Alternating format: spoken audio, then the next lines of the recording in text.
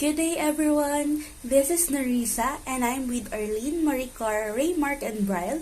So, in this video lesson, we're going to discuss the use of technology in teaching grammar. So, let's start. Okay, first, before we proceed on the main point of this discussion, what is grammar? We are very familiar with this. In every communication, there is a grammar. This is the structure or the composition of clauses, phrases, and words that we are saying or writing. But how it is possible when grammar combined with technology? Being put two sentences together is important in our everyday life, in every conversation and situation we have. Speaking well and writing well will make our students ready and aware in the long run. So, combining grammar and technology, it may not sound like appropriate at first, but if we put it together, it can transform grammar instructions on more exciting, creative, more effective, and fun, and a lot easier because of the materials that is provided and easy to look for at the internet. So, what is the main focus of this topic, teaching grammar using technology? It is a way of teaching grammar with the help of different platforms that can be a lot easier, can integrate activities that will help the students learn correct grammar rules, the constructions, and also to measure the students' learning and the effectivity of the materials. Alright, let's move on to the next part, which is the importance of this topic. All of us are aware that we are in the 21st century, wherein all people is involved and knowledgeable about technology. We are exposed in many different platforms on the internet. So technology is important when teaching grammar because it can widen the information, the instructions about grammar, and also with the help of technology, we can integrate exciting activities that can make the students interested. It is more engaging with the help of technology. It is more easy to recognize the errors and mistakes and easy to correct it directly. It is not just for the benefit of the teacher, but also for the students to learn easier and learn in a creative, effective, and fun way. It can be a stepping stone for the future purposes of the students. These are the strategies. 1. Provide written record. Write legibly and big enough for a student to see. 2. Personalize the target language. Always ask the student to apply the target language to their own lives. And last, help the student to understand communicative importance of grammar. Ask the student to choose between two different communicative outcomes from one piece of language. This can be done by getting student to follow certain instruction in class.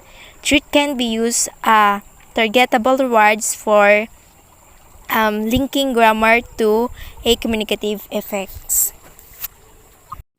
So, let's proceed to the benefits of teaching grammar using technology. First, the best complementary tools for teachers in the classroom.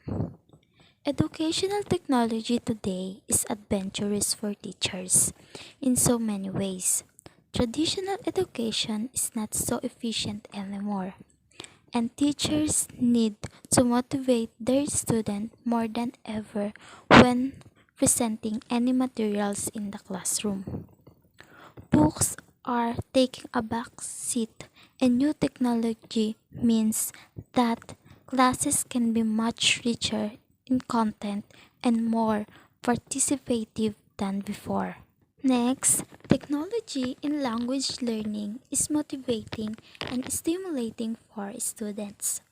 The use of technology as much in the classroom as outside, it makes the student feel much more motivated. Using devices with which they can practice a language through features such as voice recognition, and interactive multimedia exercises. For young students, it's much more stimulating to learn with a tablet or smartphone than with traditional textbook. Ease in managing and monitoring student progress. Making and keeping lists of group of students.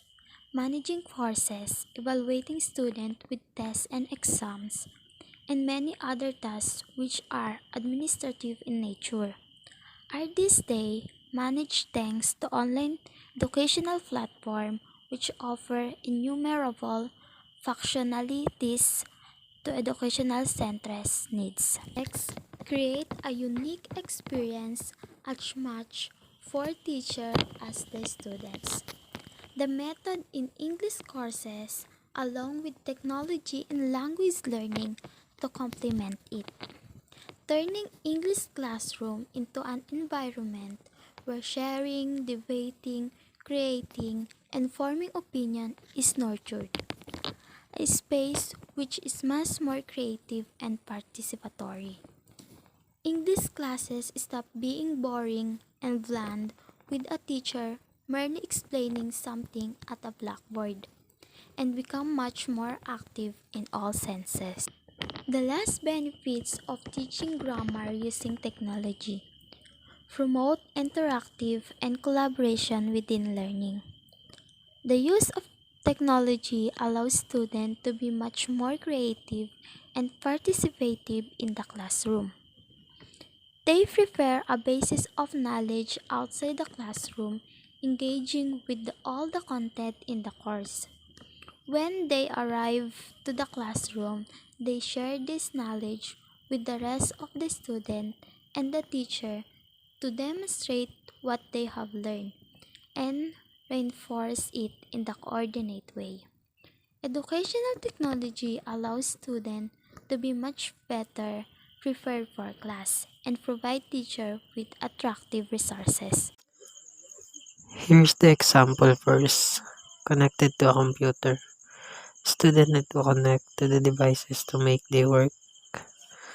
Projector output devices of the student that can take images from a computer and display them on a screen, wall, or another surface. Virtual reality. Using in grammar, they need to interact those environment using 3D printing. Student make it from the bottom up slice by slice.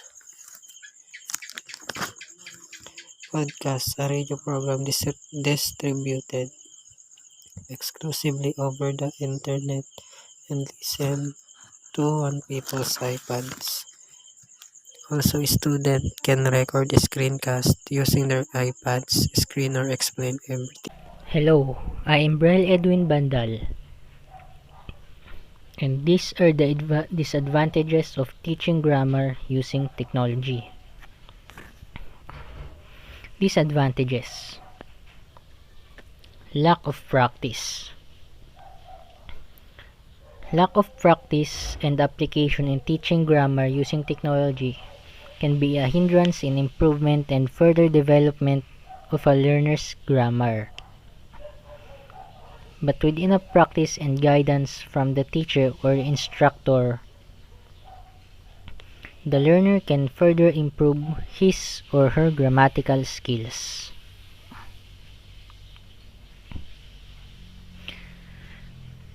Insufficient methods of teaching grammar using technology. Insufficient methods and strategies of teaching grammar through technology can be a problem in development and improvement of the learner's grammatical skills. Developing, creating, and innovating existing techniques of instruction may help to overcome this disadvantage. Lack of accessibility to softwares that helps in improving grammar. Lack of accessibility to softwares and technological tools that can become a major issue in teaching grammar. There are some softwares that helps in teaching grammar, but many of those said softwares requires money or any form of payment in order to access and use.